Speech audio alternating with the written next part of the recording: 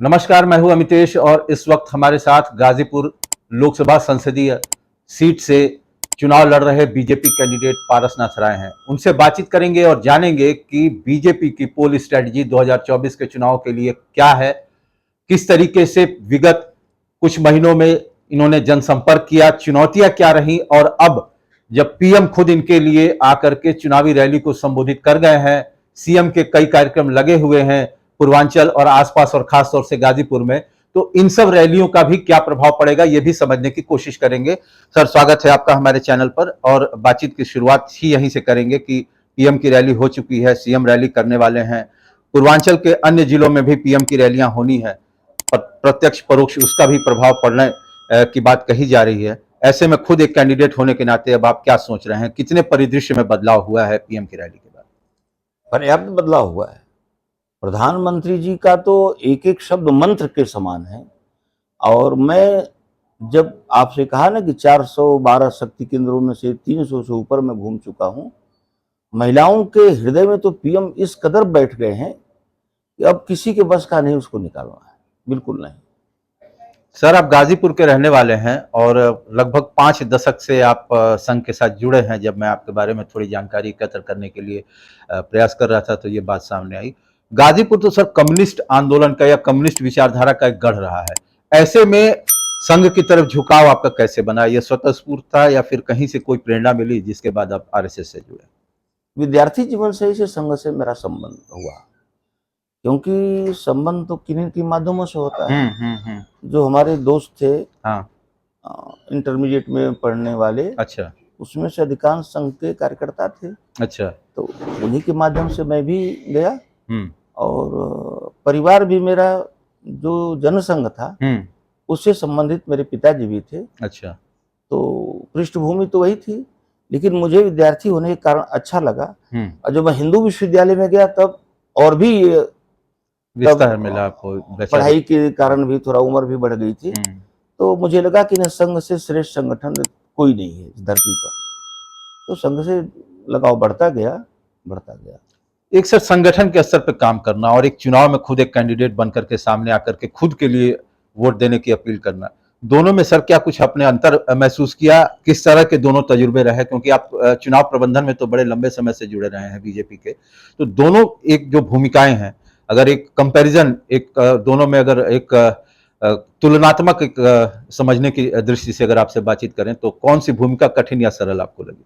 देखिए, एक चीज बता दूं आपको, राष्ट्रीय स्वयंसेवक संघ एक ऐसा संगठन है और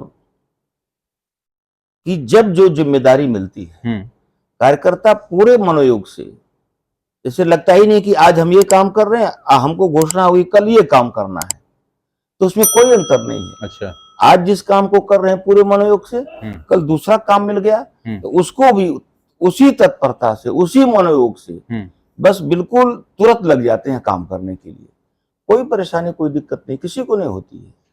सर, जो चुनावी विमर्श है, पॉलिटिकल नैरेटिव जो है, उसको लेकर के एक ये बुद्धिजीवियों में अक्सर ये कहते सुनते सुना जाता है कि उसका स्तर जो है एक इस दौर में आ गया है कि वो अपने आप में एक विमर्श का विषय है। मसलन कि व्यक्तिगत आरोप प्रत्यारोप ज्यादा हावी रहते हैं, विकास के मुद्दे और जन सरोकार के मुद्दे जो है कि मुख्य केंद्र बिंदु में नहीं रहते हैं जब चुनाव की बात की जाती है। इससे आप कितना इत्तेफाक रखते हैं? देखिए, मैं मूलतः एक शिक्षक हूँ। शिक्षक के नाते शिक्षा के क्षेत्र में से गणित में 2 धन 2 बराबर 4 होगा।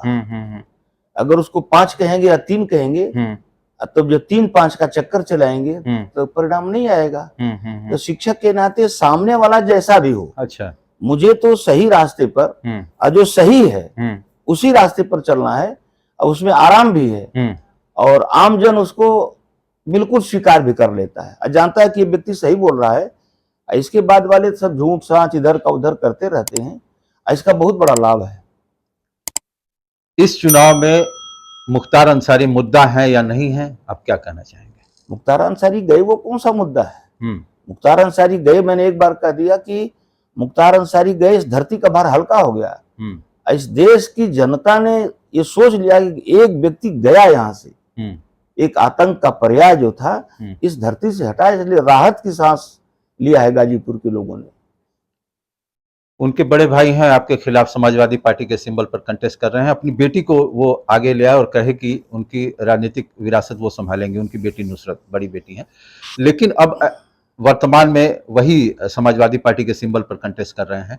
एक कैंडिडेट होने के नाते आपको क्या लगता है कि इसके पीछे क्या सियासी समीकरण हो सकते हैं?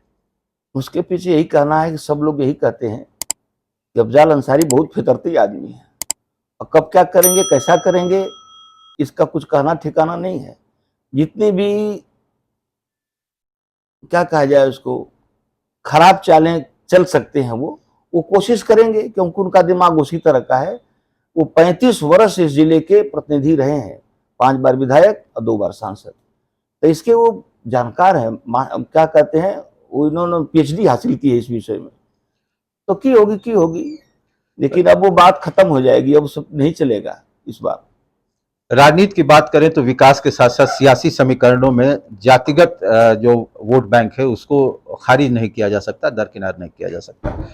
2019 का जनादेश आप लोग के हक में नहीं रहा, 22 का भी जैसा कि बताया जाता है कि सियासी समीकरण जातीय दृष्टि से बीजेपी के साथ नहीं गए। 2024 को लेकर के आप कितने आशान्वित हैं और क्या जो कमियां थी उसकी भरपाई आप देख रहे हैं, क्या कहना चाहेंगे? एक तो जो भी जाति समीकरण था वो अब सपा बसपा अलग चुनाव लड़ रही है, एक तो ये हो गया।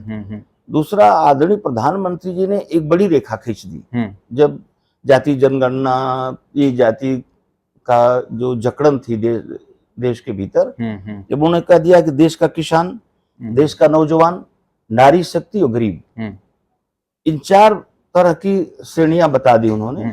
देश का किसान, देश का नौजवान, नारी शक्ति और गरीब, इसके बाद क्या बचता है विकास के लिए? ये बड़ी बात हो गई ना। तो निश्चित रूप से जाति जो जकड़न थी अब की बार कुछ ढीली हुई है, कुछ डाइल्यूट हुई है वो। अच्छा सर, नुसरत अंसारी जो आपके विपक्षी हैं, अफजाल अंसारी उनकी बेटी हैं और उनको छड़ी चुनाव चिन्ह दिया गया, और आपके जो अलायंस पार्टनर हैं उनको विधानसभा चुनाव में छड़ी चुनाव चिन्ह मिलती रही है। कहीं से यह डैमेज करेगा या इसका कोई असर नहीं पड़ेगा? एक पैसे का डैमेज नहीं है। अच्छा। कल एक सभा में परसों मैंने पूछा कि बताओ कि गांव में कुछ लोग आते हैं जो सोने को चांदी, चांदी को सोना धुलाई करते हैं और ठग ठुक के ले जाते हैं, अगर वो पकड़ जाएंगे तो क्या होगा? तो महिलाओं ने कहा पिटाई होगी उसकी। तो हमने कहा कि एक व्यक्ति कह रहा है कि छड़ी वाला मैं ही हूँ, वो पकड़ जाएगा तो क्या होगा? तो कहा वही होगा जो अभी मैं बताई हूँ। तो महिलाएं, बूढ़ी महिलाएं भी एकदम से, जो अनपढ़ हैं, जिनको दिखाई नहीं पड़ रहा है, वो भी जान रहे हैं कि यहाँ पर कमल की बटन दबानी है। सर, जनादेश मिलने पर कौन से ऐसे काम होंगे जिनको कि आप प्राथमिकता पर गाजीपुर के दृष्टि से कराना चाहेंगे, और ऐसे काम जिनको कि आप लगता है कि उनको करने से गाजीपुर के आम जनजीवन पे, आम लोगों के जीवन में एक सकारात्मक बदलाव आएगा? ये तो मैं बार बार कह रहा हूँ कि मनोज सिन्हा जी ने 14 से 19 तक जो विकास का काम किया वो गाजीपुर के लिए बहुत बड़ा काम था, एक जीवन रेखा थी वो गाजीपुर के लिए। अब जो काम, कुछ कामों में गति धीमी हो गई उनके न रहने के कारण, अब कुछ ऐसी योजनाएं थी जो कि अधूरी रह गई। उनको पहला उद्देश्य होगा कि उन कामों को पूरा किया जाए, उनमें गति दी जाए, यही काम रहेगा। सिन्हा जी गाजीपुर आते हैं, वो यहीं के रहने वाले हैं, विपक्ष इसको भी मुद्दा बनाता है, कहता है कि साहब वो आ तो रहे हैं लेकिन परोक्ष चुनाव प्रचार करने आते हैं। ये उन लोगों का भ्रम है। अफजाल अंसारी 5 वर्ष यहाँ के सांसद रहे हैं। 5 वर्ष में मैंने 300 से ऊपर सभाएं की हैं। अभी इसी बीच में एक भी सभा ऐसी नहीं है जिसमें पूछने पर कि क्या अफजाल अंसारी यहाँ आए, लोग कहते हैं नहीं आए, नहीं आए। अब वो 5 वर्ष यहाँ का मेंबर होने के बाद नहीं आए। मनोज सिन्हा उन 5 वर्षों, उनमें तो चुनाव नहीं हो रहा था, बिना चुनाव का था। हमेशा हर अवसर पर आते थे, लोगों से मिलना जुलना, चाय पीना, नाश्ता करना, खाना खाना। कहीं गाजीपुर से उनका बेहद लगाव है, उनका जिला है ये, तो उनको आने से कौन रोक सकता है? अंतिम सवाल, संख्या में आपसे अगर जानना चाहें तो बीजेपी को कितना बड़ा इस बार जनादेश मिल रहा है? बहुत बड़ा जनादेश मिलेगा बीजेपी को इस बार। कल्पना से विपरीत, माने जितना लोग सोच नहीं रहे होंगे उतना जनादेश बीजेपी को मिलने जा रहा है आपकी बार। बातचीत के लिए धन्यवाद। बहुत बहुत धन्यवाद आपका भी। हमारे साथ बीजेपी कैंडिडेट पारसनाथ राय, अमितेश कुमार सिंह, न्यूज़ 24।